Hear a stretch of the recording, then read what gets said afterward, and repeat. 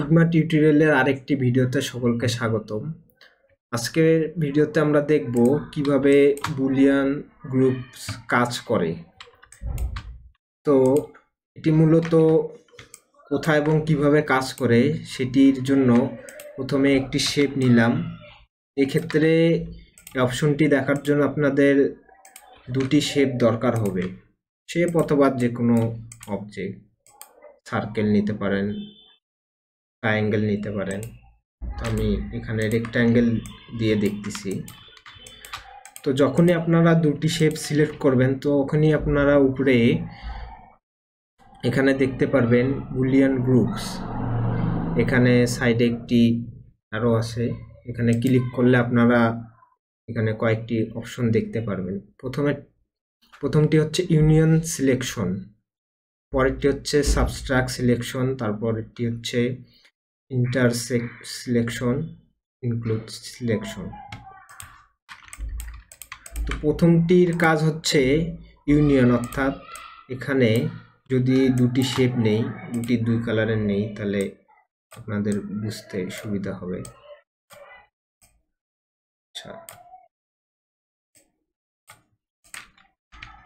একটি সাদা একটি লাইট গ্রিন, দুটি শেপ নিলাম। তো একটি আরেকটির উপর রেখে আমি যদি ইউনিয়ন করি তাহলে দেখা যাবে যে দুটি শেপ একত্রে মিলে অন্য একটি শেপ তৈরি হয়ে যাবে।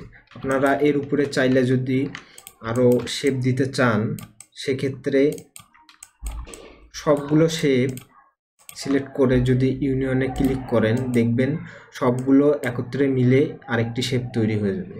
মূলত ইউনিয়ন দ্বারা এভাবে আপনারা একটি শেপের সঙ্গে কয়েকটি শেপ অ্যাড করে নতুন শেপ ক্রিয়েট করতে পারবেন। আচ্ছা, তারপর যদি সাবস্ট্রাক্ট সিলেকশন দেখি, এখানে ক্লিক করলে দেখতে পারবেন একটি শেপের উপর আরেকটি শেপের যতটুকু অংশ থাকবে ওই অংশ পর্যন্ত ওই শেপে কাটা পড়বে। এখানে ভালো করে লক্ষ্য করুন, এই হোয়াইট শেপের উপরে অথবা এই গ্রিন শেপের মধ্যে এই হোয়াইট শেপের একটুকু অংশ দেখা যাচ্ছে। আমি যদি আরও উপরে তুলি দেই, এখানে দেখতে পারবেন যে অনেকখানি অংশ একটি শেপের উপর ওভারল্যাপ হয়েছে। এখন যদি এখানে সাবস্ট্রাক্ট সিলেকশনে ক্লিক করেন, দেখবেন এই পুরো বাইরে থেকে পুরো সেকশনটি কাটা পড়ে যাবে। মূলত এভাবে কাটার ক্ষেত্রে এই সেকশনটি ব্যবহার করা হয়। এবং এখন ইন্টারসেক্ট সিলেকশন, এটার কাজ হচ্ছে আপনাদের ঠিক একটি শেপের উপর আরেকটি শেপ থাকার পর যে অংশটি ভিতরে দেখা যাবে এই অংশটি বাদ দেওয়ার ক্ষেত্রে, এই অংশটি মানে রাখার ক্ষেত্রে এই সিলেকশনটি ব্যবহার করা হয়ে থাকে। এখানে দেখতে পাচ্ছেন যে একটি শেপের উপর আরেকটি শেপ নিয়ে যাওয়ার পর এই অংশটা থাকবে এবং বাইরের দুটি অংশ বাদ হয়ে যাবে। যেমন এখানে যদি আমি ক্লিক করি তাহলে দেখতে পারবেন বাইরের অংশগুলো বাদ পড়ে গেছে এবং ভিতরে যেটুকু অংশ ছিল সেটি থেকে গেছে।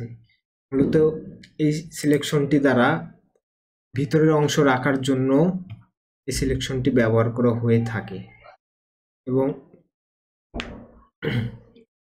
এখন ইনক্লুড সিলেকশন, এটি মূলত আগের সিলেকশনটি ছিল ভিতরের অংশ রেখে বাইরের অংশ দুটি বাদ দেওয়ার জন্য আগের সিলেকশনটি ব্যবহার করা হয়েছিল। এই সিলেকশনটি মূলত বাইরের অংশ দুটি রেখে ভিতরের অংশ বাদ দেওয়ার ক্ষেত্রে ব্যবহার করা হবে। এখানে পাশে যদি আপনারা লোগো দেখেন তাহলে কিছুটা ধারণা পেয়ে যাবেন।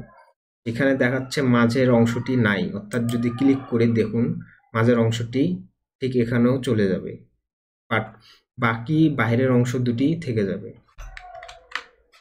এখানে আপনারা আইকনগুলো দেখলেই একটা আইডিয়া পেয়ে যাবেন যে কোনটির কাজ কীরকম হতে পারে। মূলত এটি ছিল আজকের বুলিয়ান গ্রুপসের কাজ। আশা করি আপনারা সকলে বুঝতে পারছেন।